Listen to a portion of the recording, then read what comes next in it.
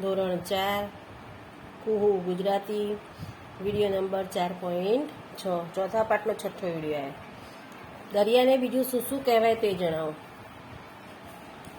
ઉદ્ધી, ઉદ્ધી એટલે પાણીનો જથ્થો। જળધી એટલે જળનો જથ્થો, જળધી એટલે જળનો જથ્થો, જળ એટલે જ પાણી કહેવાય। અંબુધી એટલે પાણીનો ભંડાર। વારિધી એટલે પાણીનો ભંડાર। જળનિધિ એટલે જળનો ભંડાર। પયોનિધિ એટલે પાણીનો ભંડાર। મહેરામણ એટલે મહાસાગર એટલે મોટો દરિયો।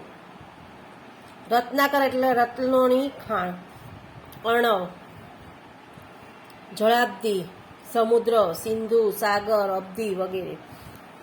હવે આપણે એમ કહેવાય સાગર, તો આપણે એને શું કહેવાય? સમુદ્ર કહેવાય, સિંધુ કહેવાય, અબ્ધિ કહેવાય। આ બધા શબ્દો એના સમાનાર્થી શબ્દો છે। કોષ્ટકમાં આપેલા શબ્દો સાથે સંબંધ ધરાવતા શબ્દો કવિતામાંથી શોધીને લખો। પાણી, વિશાળતા, મોજા અને ઊંડાણ। ખારા ખારા, તો આરો કે ઓવાર, આરો આવે, ઓરો આવે। ઊંડો ઊંડો, ગજબ ઊંડો। આછા આછા, ઓવારો નહીં, સામો તો કિનારો નહીં। ઓવારો નહીં અને સામો તો કિનારો પણ નહીં। ફીણની, ફીણથી ફૂફાડા કરતો। માણસ ડૂબે ઘોડા ડૂબે, માણસ ડૂબે ઘોડા ડૂબે। રેલમછેલ, તો શું આવે? વિશાળ લાંબો, વિશાળ લાંબો પહોળો। ઘોર કરીને ગુગવે ગરજે સાગર ઘેરે, હાથી જેવા તૂત ડૂબે, કિલ્લાની કિનાર ડૂબે। જળબંબાકાર, ઊંડો એવો મોટો ઘંજાવર, તો શું આવે એમાં? અથડાતા પછડાતા જાય ભરતી ઓઠ।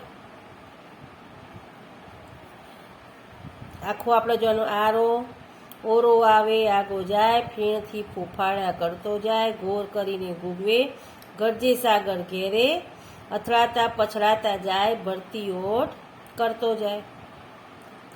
વિશાળતા, આરો કે ઓવારો નહીં, સામો તો કિનારો નહીં, વિશાળ લાંબો પહોળો, ઊંડો એવો મોટો મહાસાગર। ઊંડાણ, ઊંડો ઊંડો, ગજબ ઊંડો। માણસ ડૂબે ઘોડા ડૂબે, માણસ ડૂબે ને શું ડૂબે? ઘોડા ડૂબે। હાથી જેવા તૂત ડૂબે, તૂત એટલે પ્રાણીઓ ડૂબે।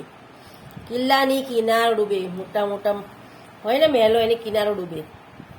તાડ જેવા ઝાડ ડૂબે, સૌથી ઊંચું ઝાડ તાડનું, એવા ઝાડ ડૂબે। મોટા મોટા પહાડ પણ ડૂબે।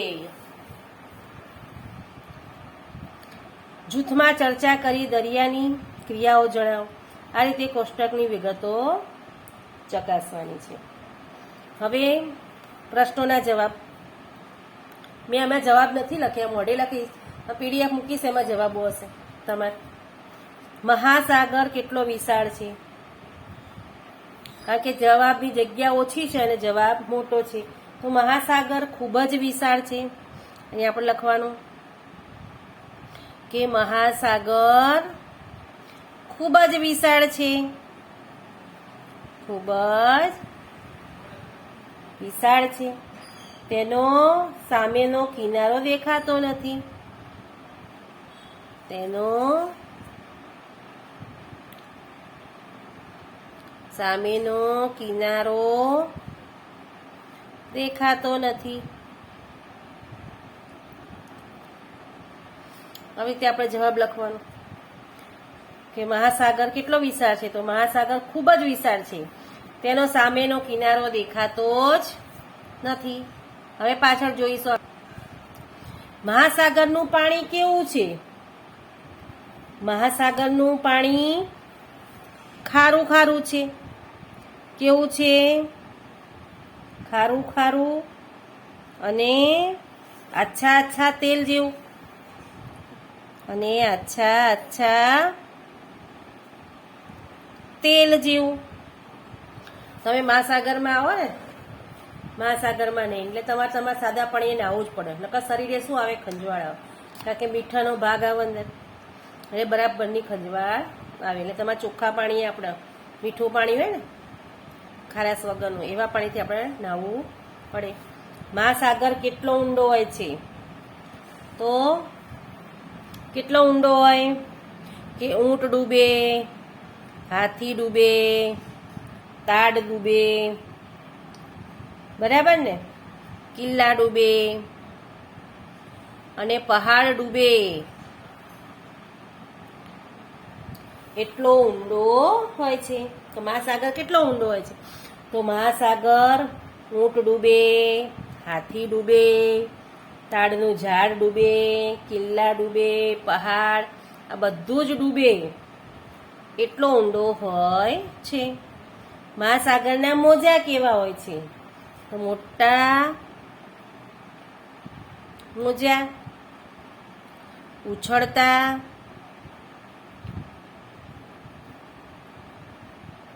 અને લાંબા. મોટા મોટા મોજા હોય, ઉછળતા હોય જોશ જોશથી, અને લાંબા લાંબા મોજા હોય છે. મહાસાગર કેવો અવાજ કરે છે? ઘૂ ઘૂ એવો અવાજ કરે છે. ના જોયો હોય મહાસાગર એટલે દરિયો, તો એકવાર મમ્મીને કહેજો કે મમ્મી મને દરિયા કિનારે ફરવા માટે લઈ જા. તો તમને દીવ લઈ જશે મમ્મી, નજીકમાં એ જ છે, બરાબર ને. કે આપણે દીવ સોમનાથ ફરવા જઈએ તો દીવમાં જાઓ તો વધારે મજા આવે. કેમ કે દીવમાં બીચ છે, એટલે ત્યાં આગળ તમે દરિયામાં નાહવા પણ જઈ શકો. અને નાહવાની કેવી દરિયામાં મજા આવે છે એ ત્યારે જ તમને ખબર પડે. ના જોયો હોય દરિયો તો મમ્મીને કહેવાનું, મમ્મી અમને દીવ લઈ જાય. અમારે દરિયો જોવા જવું, સોમનાથમાં જાઓ તો દરિયો દૂરથી જ જોવા મળે, તે નાહવાની જગ્યા નથી. ખૂબ પણ મજા આવે.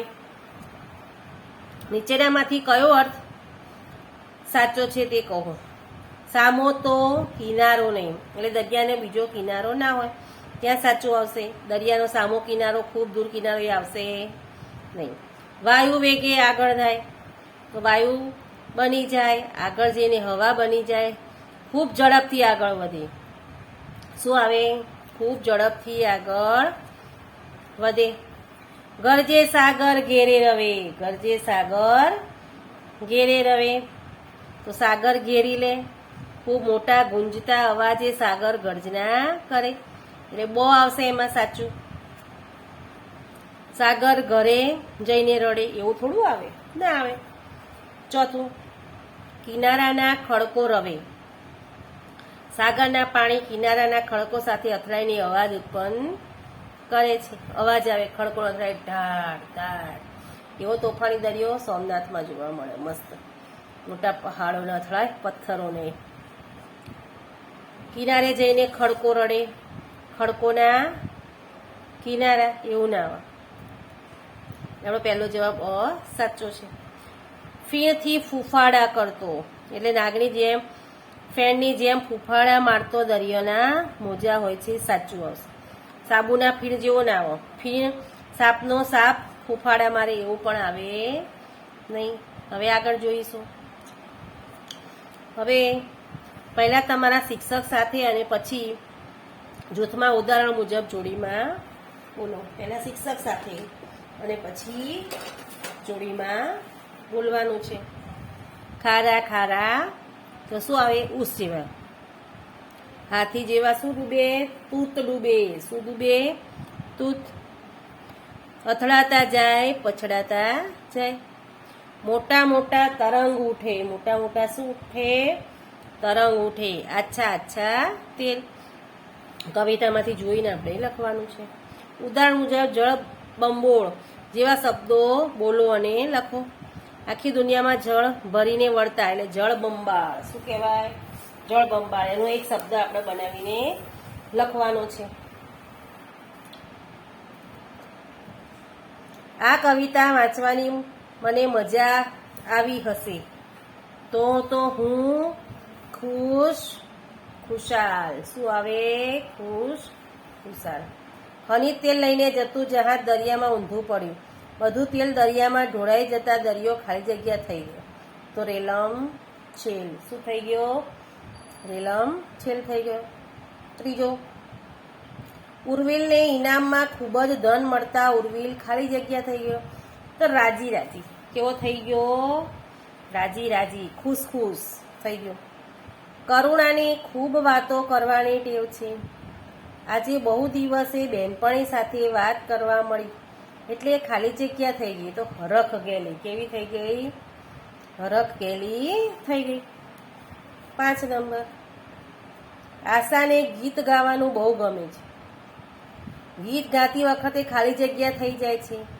એક તાલ કેવી થઈ જાય છે? એક જ તાલમાં આવી જાય ગીત ગાતા. એના જેવું કોઈ નહીં. મહાસાગર તો મહાસાગર, મમ્મી તો મમ્મી, જેના જેવું કોઈ નહીં. હિમાલય તો હિમાલય, હિમાલય પર્વત જેવો બીજો કોઈ પર્વત નથી. પપ્પા તો પપ્પા જ. મારી શાળા તો મારી જ શાળા, મારી શાળા જેવું કોઈ નથી. મારા દાદા તો મારા જ દાદા, મારા દાદા જેવું કોઈ નથી. એમ કવિતાની પંક્તિને વાર્તાના વાક્યોની જેમ મોટેથી વાંચો અને લખો. કવિતાની પંક્તિ, ખારા ખારા ઉસ જેવા, વાર્તાના વાક્યની જેમ મહાસાગરનું પાણી ખારું ઉસ જેવું છે. વાયુ વેગે આગળ ગાય, મહાસાગરના તરંગો ખૂબ ઝડપથી આગળ દોડે છે.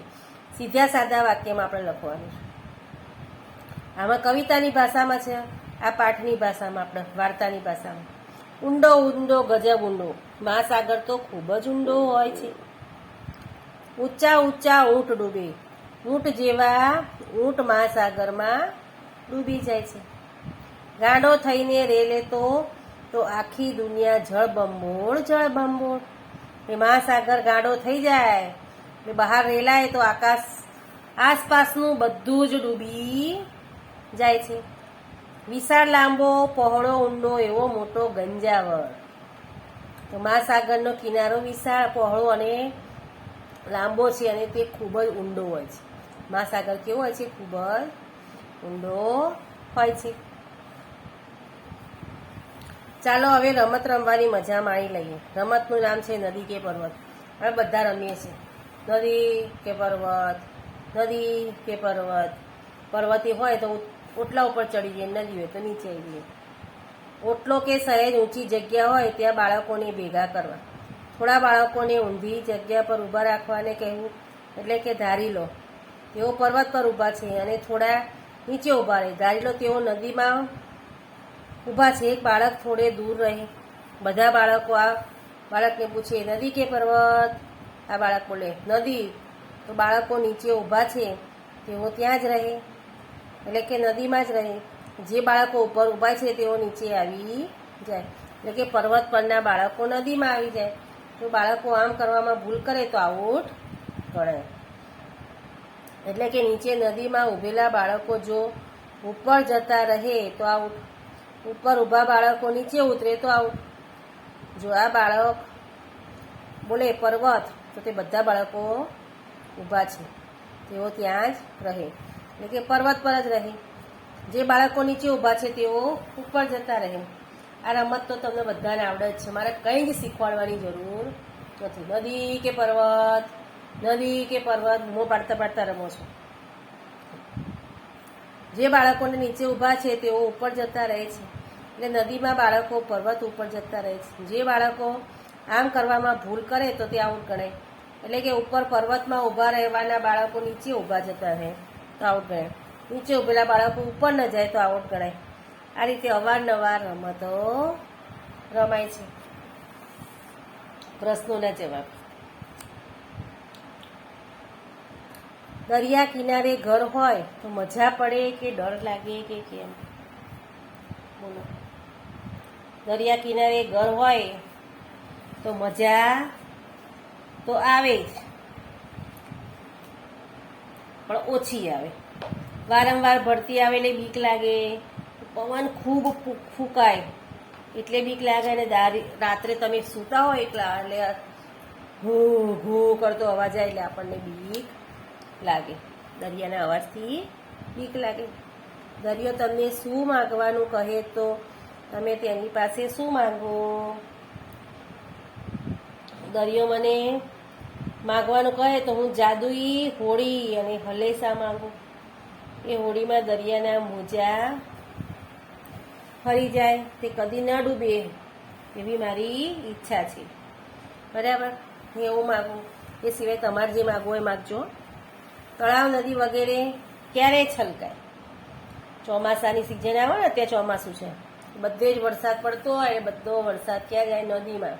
નદીમાંથી સાગરમાં જાય, એટલે સાગરમાં પાણીની સંખ્યા વધી જાય, એનો જથ્થો વધી જાય. દરિયો આપણને શું શું આપે છે? તો દરિયો આપણને મીઠું આપે, મોતી આપે, શંખલા આપે, છીપલા આપે, માછલી આપે. બરાબર ને? દરિયો ગાંડો થાય તો શું થાય? દરિયો ગાંડો થાય તો શું થાય? જો દરિયો ગાંડો થાય તો ખૂબ વાવાઝોડું આવે, તોફાન થાય. બરાબર ને? સ્ટીમર જેવી સ્ટીમરે ઊંધી પડી જાય, એટલો બધો એનો પ્રભાવ છે દરિયાનો. દરિયાનું પાણી ડોળું હોય કે ચોખ્ખું? કેમ? દરિયાનું પાણી ડોળું હોય છે, કે દરિયામાં બધી જ નદીઓનું પાણી આવે, સારું ખોટું બધું ભેગું થાય, એટલે દરિયો બધું પાણી દરિયામાં જ ઠલવાય. એટલે પાણી ચોખ્ખો હોય પણ ગંદુ બી આવે ઘણી વાર. દરિયો આપણો દોસ્ત છે કે દુશ્મન? કેમ? દરિયો આપણો દોસ્ત પણ છે અને દુશ્મન પણ છે. જો દરિયા વાટે પરદેશમાં દેશો સાથે વેપાર થઈ જાય, ઝડપથી માલ સામાન પહોંચી જાય. મીઠું આપે, માછલા આપે, ખનીજ આપે, બરાબર, વાદળ વરસાદ આપે, એ બધું જ આપણને આપે છે. એટલે કહીએ આપણે કે આપણો દોસ્ત પણ છે અને દુશ્મન પણ છે. હવે એના પછીનો પ્રશ્ન આવ્યો, બકરી અને સિંહ વાળી વાર્તા પરંતુ આવતું હોય તેવા વાક્યો શોધીને લખો. તો 3 છે વાક્યો. પહેલું વાક્ય, સિક્કાની શોધમાં હતો પરંતુ કોઈ પ્રાણી ન દેખાતા તે હતાશ થઈ ગયો. બીજું વાક્ય, સિંહે તેને પકડી લીધું પરંતુ તેને મારતા જીવ ચાલ્યો નહીં. પરંતુ આવી ગયું બેમાં. ત્રીજો, આજે મારા બેટાએ મારો મોટો ભાઈ તરીકે તમારી આજ્ઞા પાળી છે પરંતુ હવે તે મોટો થયો છે. એટલે પરંતુ શબ્દ 3માં આવી ગયો. હવે ખોટો શબ્દ છેકો અને સાચો વિકલ્પ ઘૂંટવાનો છે. નવીન તોફાની છે પણ તે હોશિયાર છે, તો તેથી ઉપર લીટો કરી દેવાનો. બીજો, રિયાને રમવું છે પણ તેથી તેની સાથે રમવા તૈયાર નથી. રમવું છે પણ તેની સાથે રમવા તૈયાર નથી, એટલે પણ આવશે. બરાબર. બીજો, તમારી વાત સાચી છે પરંતુ તેથી મારાથી કશી મદદ થઈ શકે તેમ નથી. તમારી વાત સાચી છે પરંતુ અને તેથી મારાથી કશી મદદ, એટલે પરંતુ આવશે, તેથી ઉપર આપણે શું મારીશું? ચેકો મારીશું. જંગલમાં ઘણા ઝાડ છે તેથી પણ તે લીલુંછમ દેખાય છે, એટલે તેથી ઉપર શું આવશે? સાચું આવે. તેથી ઉપર શું આવે? જંગલમાં ઘણા ઝાડ છે તેથી તે લીલુંછમ દેખાય છે. બરાબર. જંગલમાં ઘણા ઝાડ છે, જંગલમાં ઘણા ઝાડ છે, તેથી આવશે પણ ઉપર ચેકો મારીશું. પણ તે લીલુંછમ દેખાય છે. આજે રવિવાર છે પણ રજા નથી, એટલે પણ આવશે, તેથી ઉપર ચેકો આવશે. હવે આગળ, ચાલવાની મજા આવે છે તેથી ડોલી રોજ સવારે ચાલવા જાય છે પરંતુ ડોલી ના આવે, તેથી આવે, એટલે પરંતુ ઉપર શું આવશે? ચેકડો આવશે. બરાબર, પડી ખબર? હવે આની સાથે આપણો વિડીયો અહીં પૂરો કરીએ છીએ. હવે આગળના વિડીયોમાં આપણે આગળ જોઈશું. બરાબર. ચોપડીનું લખેલું ચોપડીમાં લખવાનું અને નોટનું લખેલું નોટની અંદર લખવાનું છે. PDF મૂકીએ ત્યારે. બરાબર. આવજો બાળકો.